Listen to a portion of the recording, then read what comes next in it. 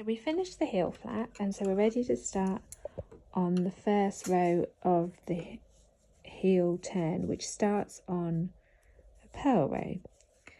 So for the number of stitches that I cast on, which was 44, we are going to slip 1 and purl 12 stitches.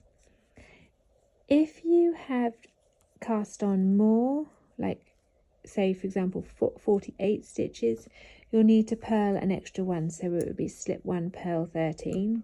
And if you did 4 less, which would be 36, you would slip 1 purl 11.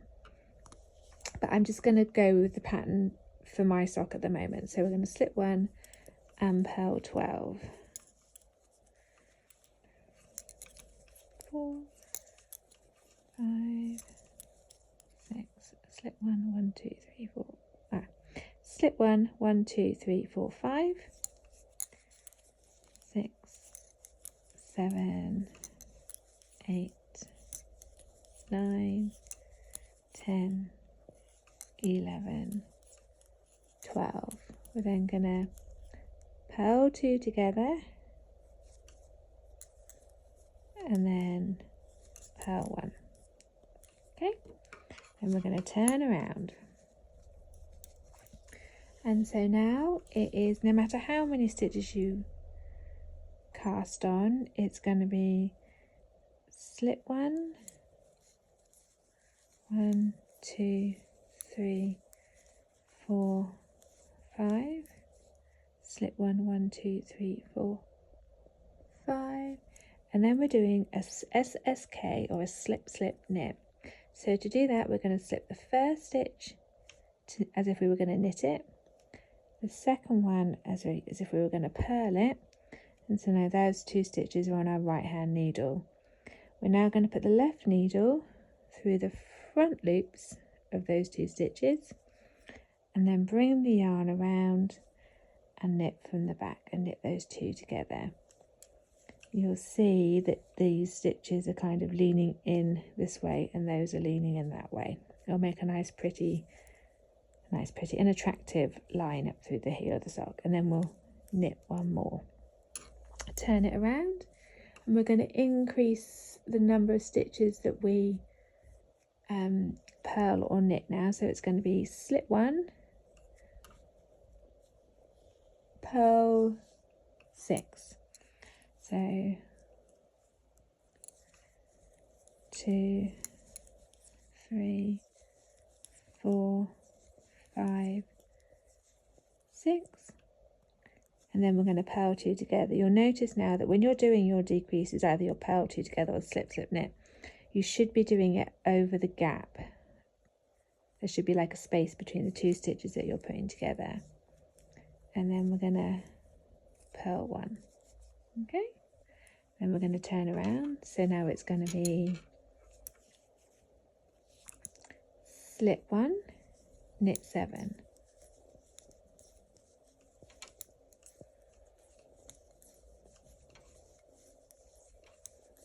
and then we're back to that SSK, so that's going to be slip 1 knitwise, slip 1 purlwise, left hand needle through the front loops, knit 2 together, knit 1,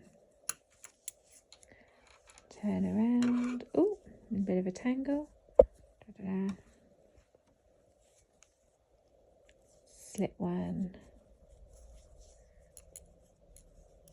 purl 8, 1, 2, 4, 5, 6, 7, 8, purl 2 together, purl 1. Got myself in a right old tangle. Right, turn around, so that was 8, so this should be 9. Slip 1, 1, 2, 3, 4, 5, 6,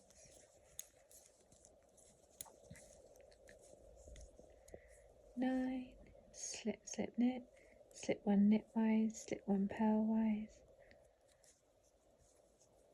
two together, knit one, turn around,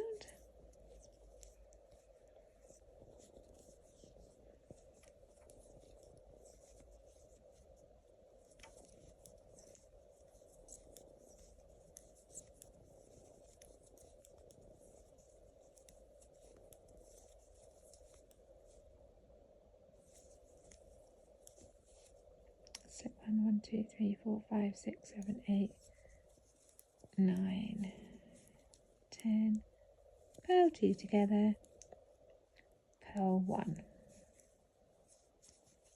turn it around, slip one, should be 11,